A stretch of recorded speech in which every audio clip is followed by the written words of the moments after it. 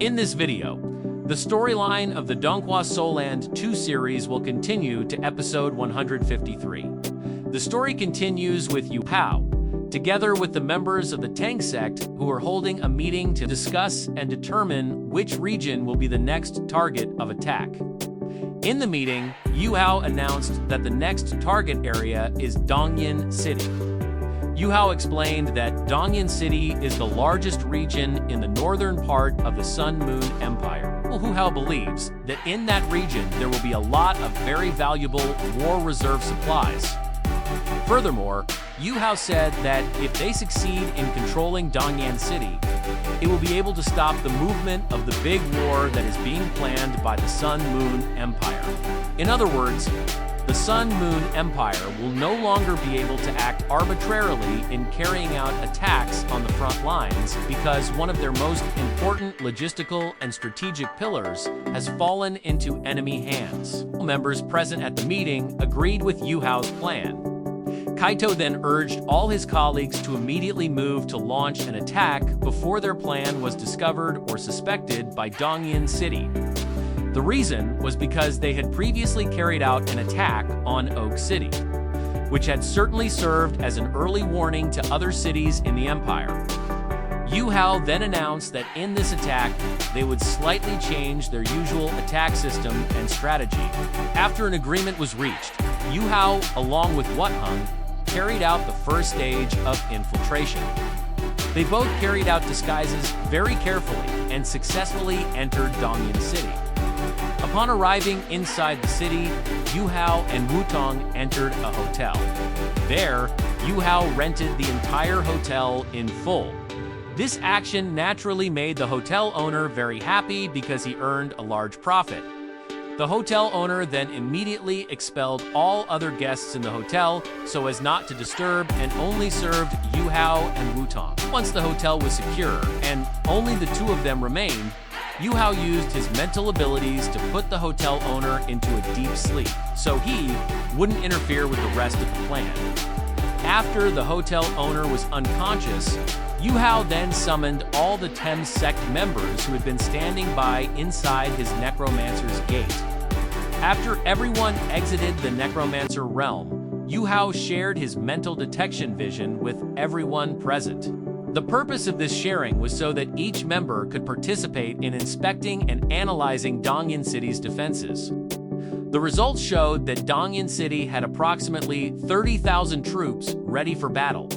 Among this vast army, there were approximately 150 soul masters with high combat abilities. However, the most troublesome and greatest challenge was the presence of a guarded fortress located within Dongyan City. The fortress was equipped with new, sophisticated soul equipment and extremely powerful soul detection devices. Yuhao realized that if they left the fortress's defense system intact and functioning, they would be unable to launch a large-scale attack on Dongyan City. Kaito agreed with Yuhao's analysis. He stated that if they forced a full-scale attack from the start, their movements would be immediately detected by the enemy's defenses. As a result, it would be extremely difficult for them to breach the main defenses of the Dongyan region. According to Kaito, the most effective way to anticipate this problem was to attack from within the city. This way, they could destroy the outer gate's defenses from behind or from within. However, this strategy also presented its own difficulties, as they would need to be able to infiltrate the city undetected. Yuhao then revealed that he had a way to overcome this problem. Yuhao explained that the enemy's soul-detecting device had a detection radius of 500 meters. Once the defense system was activated, they would only have 2 to 3 seconds to get through the gap before it completely closed. As it turned out, Yuhao possessed a 9th rank flying solintegrating device personally crafted by Master Xuan. Using this super-fast flying device, they could exploit this 2 to 3 second window to penetrate the enemy's defenses. Yuhao's explanation immediately inspired all the other members. They became confident because they had sophisticated equipment that could help them carry out attacks from within the city more safely. Wuthung was one of those who was very confident that their attack plan would succeed.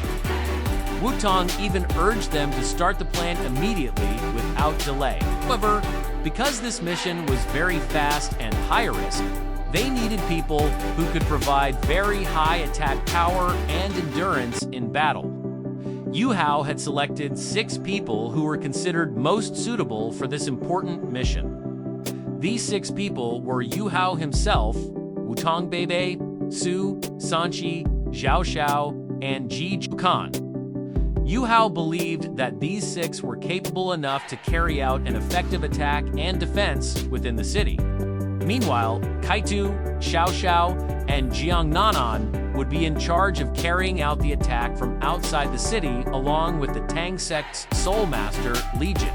All members involved agreed to the division of tasks and the plan that Yuhao had formulated. After a unanimous agreement was reached, they began preparing to launch the attack. Yuhao then opened the Necromancer Gate and released their Soul Master Legion troops to the designated location. Afterward, Yuhao and his comrades observed Dongyan City's defense system from afar. They saw that Dongyan's core city was equipped with a very powerful soul detector. This indicated that Dongyan City had significantly strengthened their defense system. However, upon further observation, they concluded that the soul detector was not actually prepared specifically for their attacks. The device was actually used to monitor and detect sea spirit beasts that often posed a threat to the region. Katu then explained that the Dongyan region had indeed had a long-standing conflict with members of the Sea Princess clan. Hearing this explanation, Yuhao asked Katu if Katu was okay with their attack on the Sun Moon Empire's territory. Yuhao learned that Katu was the former crown prince of the Sun Moon Empire before being overthrown. Kaito answered firmly that he was the former crown prince who had been overthrown, and that he also had quite a complicated conflict with the empire. Kaito believed that he was not a traitor who had abandoned the Sun Moon Empire. Instead, the Sun Moon Empire had abandoned him.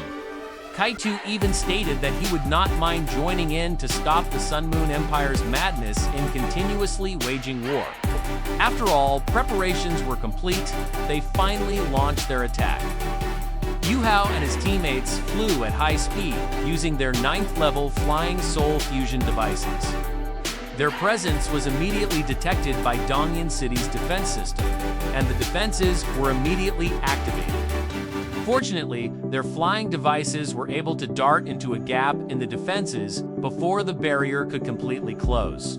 After successfully entering the city, Yuhao instructed his teammates to immediately destroy the defenses from within. Meanwhile, Kaito, his teammates, and the Soul Master Legion immediately moved in, launching a massive attack on the city's outer defenses. From within the city, Yuhao and his 5 teammates were able to attack the Dongyan forces with relative ease. This was due to the fact that they were all high-level Soul Masters, level 80 and above. Kaito and his entourage also launched an allowed attack from the outside, with Kaito, Xiao Xiao, and Jiang Nanan serving as the main attacking force. However, amidst Yuhao's attacks from within the city, a new and extremely dangerous group of enemies emerged. This group was members of the Holy Spirit sect.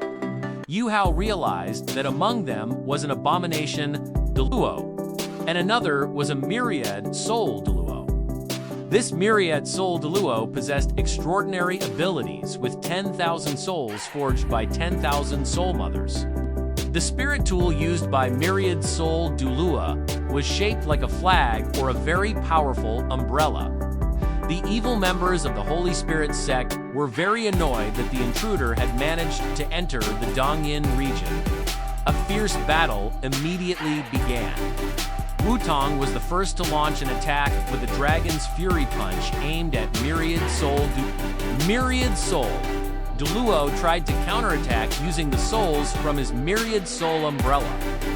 Meanwhile, Yuhao faced Abomination Daluo. Yuhao attacked Abomination Daluo using the giant body of the Andean bear, which was Skydream's body. After that, Yuhao and Wuhang performed the Hudong power technique. Wutong used the power of Hudong's wings to attack the myriad soul Douluo. They were also assisted in this battle by Ji Juken, Zhao Zhao Beibei, and Su Sub. In the battle, myriad soul Daluo used the ability of his core spirit, the 12 vengeful spirits. The vengeful spirits released by myriad soul Daluo turned out to be the spirits of sea creatures. This surprised Yuhao because he realized that myriad soul Daluo's technique was very similar to Zhongpeng. However, the difference lay in the type of creatures released. The creatures released by myriad soul Daluo were creatures from sea spirit beasts. This made Yuhao suspect that myriad soul Daluo was able to obtain the power of sea spirit beasts because he took or stole them from the Sea Princess clan. The main battle resumed. Wutong faced myriad soul Douluo, with each of them using their best soul skills.